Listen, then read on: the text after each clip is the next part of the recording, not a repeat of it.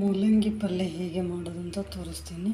ಮೂಲಂಗಿಯನ್ನು ಹೀಗೆ ತುರಿದುಕೊಳ್ಳಿ, ಒಂದು ಉಳ್ಳಾಗಡ್ಡಿ ಸಣ್ಣಗೆ ಹೆಚ್ಚಿಕೊಳ್ಳಿ, ಒಂದು ಹಸಿಮೆಣಸಿನ್ಕಾಯಿ ಸಣ್ಣಗೆ ಹೆಚ್ಚಿಕೊಳ್ಳಿ.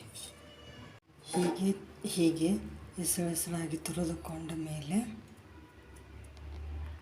ಪ್ಯಾನ್ ಇಟ್ಟುಕೊಂಡು ಅದಕ್ಕೆ ಸ್ವಲ್ಪ ಎಣ್ಣೆ ಹಾಕಿಕೊಳ್ಳಿ.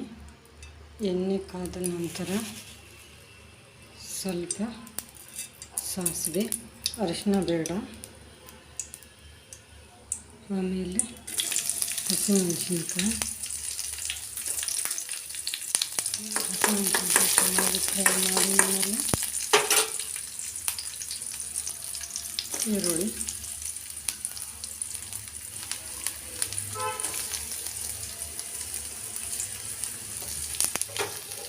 ಚೆನ್ನಾಗಿ ಫ್ರೈ ಮಾಡಿಕೊಳ್ಳೋಣ.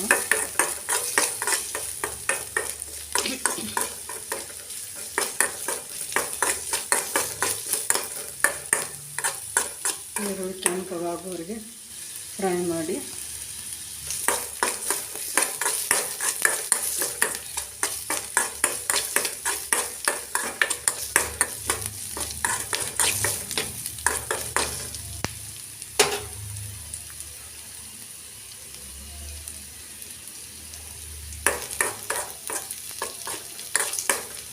ಮೂಲಂಗಿ ಗೊಗ್ಗು ಅಂತ ಯಾರು ತಿನ್ನೋದು ಇಷ್ಟಪಡೋಲ್ಲ. ಈ ಥರ ಮಾಡಿಕೊಡಿ, ತುಂಬ ಇಷ್ಟಪಟ್ಟು ತಿನ್ನುತ್ತಾರೆ.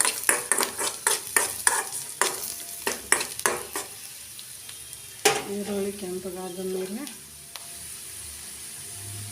ಅದಕ್ಕೆ ಮೂಲಂಗಿ ಹಾಕಿ ಫ್ರೈ ಮಾಡೋಣ.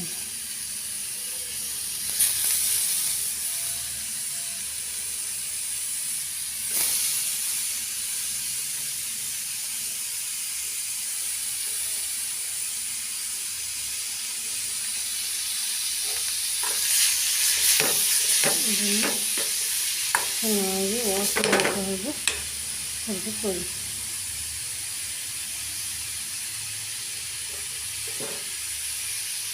ಚೆನ್ನಾಗಿ ವಾಸನೆ ಹೋಗೋವರೆಗೂ ಫ್ರೈ ಮಾಡಿ. ಅದು ಗಗ್ಗು ಹೋಗ್ಬೇಕಲ್ವ ಮೂಲಂಗಿದು. ಅದು ಮೂಲಂಗಿ ಚೆನ್ನಾಗಿ ಕುದೀತು ಅಂದರೆ ಚೆನ್ನಾಗಿ ತಿನ್ನಲು ಇರುತ್ತೆ.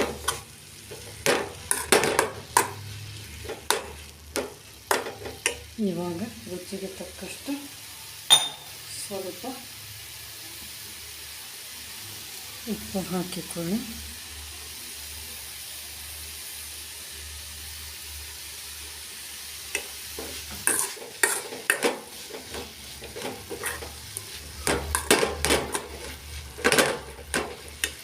ಆಮೇಲೆ ಸ್ವಲ್ಪ ಸಕ್ಕರೆ ಹಾಕಿಕೊಳ್ಳಿ. ಇವಾಗ ಚೆನ್ನಾಗಿ ಫ್ರೈ ಆಗಲು ಬಿಡೋಣ. ನೋಡಿ, ಹೀಗೆ ಫ್ರೈ ಆಗ್ತಾ ಇದೆ. ಮೂಲಂಗಿ ತಿನ್ನೋದ್ರಿಂದ ಮೂಲವ್ಯಾಧಿ ಕಡಿಮೆ ಆಗುತ್ತದೆ. ಮೂಲಂಗಿ ಭಾಳ ಬೇಸಿಗೆಗೆ ಯೂಸ್ ಮಾಡಬೇಕು.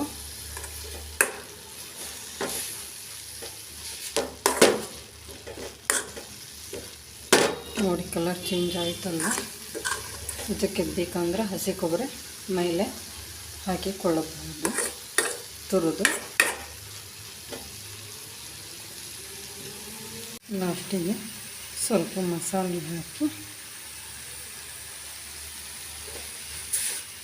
ಕಡ್ಡಾಯ ಈ ಥರ ಫುಲ್ ಫ್ರೈ ಆಗಿದ್ಮೇಲೆ ಗ್ಯಾಸ್ ಆಫ್ ಮಾಡಿಕೊಳ್ಳೋಣ. ಮೂಲಂಗಿ ಪಲ್ಯ ರೆಡಿ ಆಯಿತು. ಹೀಗೆ ತಿನ್ನೋದ್ರಿಂದ ತುಂಬ ರುಚಿಕರವಾಗಿರುತ್ತದೆ. ಒಮ್ಮೆ ಟ್ರೈ ಮಾಡಿ.